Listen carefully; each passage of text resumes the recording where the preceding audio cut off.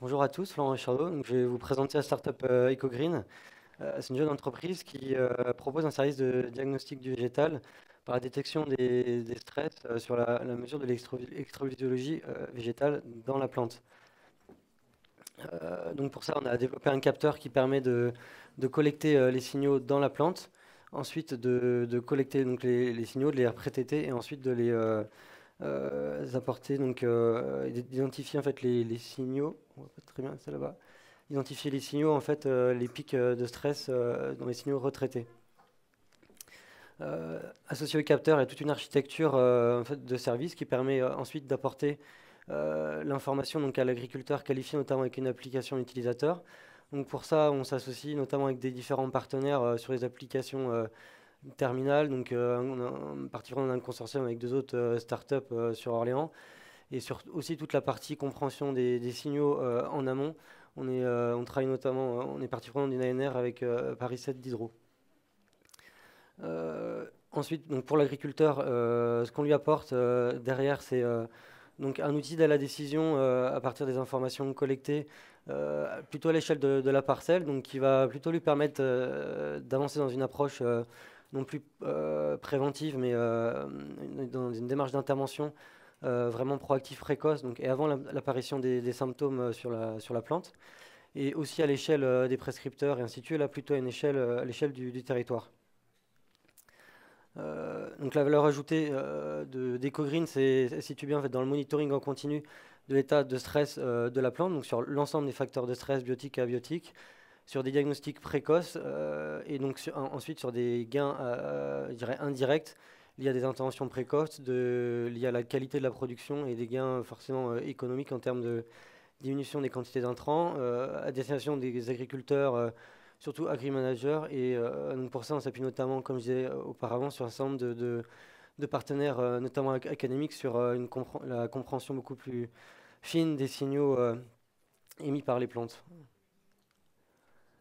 Nos marchés, le premier marché que l'on cible aujourd'hui, donc c'est le marché l'ensemble des cultures sous serre pour une première mise à disposition commerciale ou plutôt sous 12 mois. On a la capacité voilà, à adresser l'ensemble des autres marchés des grandes cultures, des cultures spécialisées, avec toutefois voilà, sur ces marchés quand même des besoins très spécifiques qu'on se doit d'analyser plus en détail. Et comme je disais, pour l'agriculteur, le bénéfice qu'on recherche, c'est globalement l'économie d'un traitement par an par culture. Concernant notre plan de développement, donc à aujourd'hui, comme je disais en tout début, on a fait un premier capteur qui nous amène à une preuve de notre concept. À aujourd'hui, notre avancement, donc, c'est notamment de rechercher des financements, développer notre capteur, comprendre des signaux avec des stagiaires de différentes instituts, académies et des thésards CIFRE, et ensuite avancer sur début 2018 en fait sur des expérimentations terrain en ayant développé notamment une première pré-série de capteurs. La valeur ajoutée voilà, que l'on se veut d'apporter aux agriculteurs à travers notre service, donc c'est un capteur de mesure de l'électrophysiologie végétale, donc un capteur de physiologie végétale, le premier qu'on va retrouver sur le marché. Donc c'est vraiment la plante qui devient le capteur et qui nous donne son état de stress à date, à tout moment. On veut proposer un capteur qui soit frugal et qui est aussi robuste pour assurer derrière une rentabilité pour l'agriculteur, en termes notamment de pilotage des traitements et de diminution du nombre de traitements, et s'inscrire dans une approche globale du système de production. C'est bien ce que notre capteur On va permet. devoir vous couper, Florent. Okay. Finissez votre phrase si vous le souhaitez, mais... Je disais, oui, voilà, on mesure l'ensemble des signaux sur la plante, donc on s'inscrit dans une approche globale du système. Parfait, et puis vous pourrez profiter du temps d'échange. Merci, Florent. Merci. 3 minutes maintenant d'interaction avec le jury.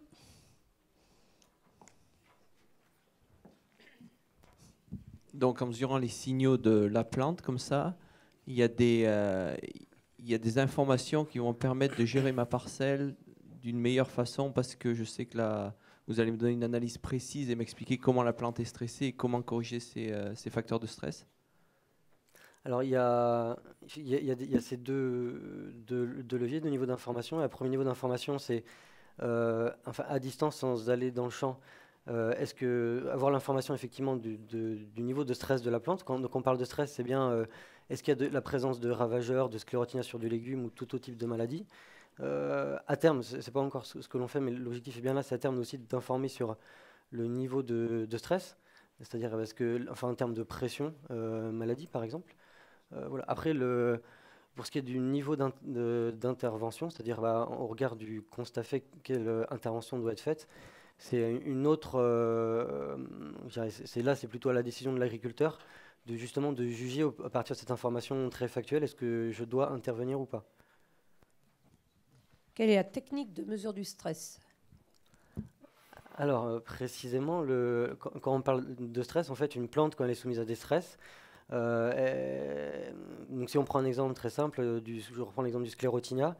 Souvent la propagation du sclérotinia, ça se fait par des gouttes qui sont projetées sur les feuilles. Quand cette goutte arrive sur la feuille, la plante en fait va reconnaître des marqueurs du sclérotinia.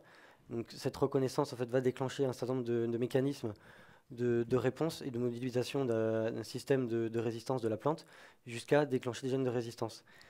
Dans ces différentes étapes, il y a une étape intermédiaire qui est en fait la génération d'un potentiel électrique. Donc c'est des changements de concentration en anion-cation. Et donc c'est cela que l'on mesure. Est-ce que vous avez des contacts ou des partenariats avec des instituts techniques agricoles ou des centres de recherche régionaux, nationaux? Alors à aujourd'hui, on n'a pas de partenariat défini, on est en cours de discussion, on échange avec VG Police, parce que notamment il existe aussi effectivement des labos INRA qui sont spécialisés dans ce domaine. On est aussi, comme je disais rapidement tout à l'heure, on est partie prenante d'une ANR avec Paris Diderot, donc qui est spécialisé dans ce domaine et là plutôt pour du capteur climatique. Quand on a un capteur sur un individu, ou sur une plante, automatiquement le stress dans la salle n'est pas le même pour tout le monde au même moment. Donc derrière, si on prend juste sur une personne, alors combien de capteurs il faut dans la pièce pour savoir le stress moyen? Et après c'est toute la problématique en grande culture entre guillemets de mettre juste sur un endroit. Tout à fait, c'est comment on arrive en fait à recontextualiser un peu une information unitaire qui est collectée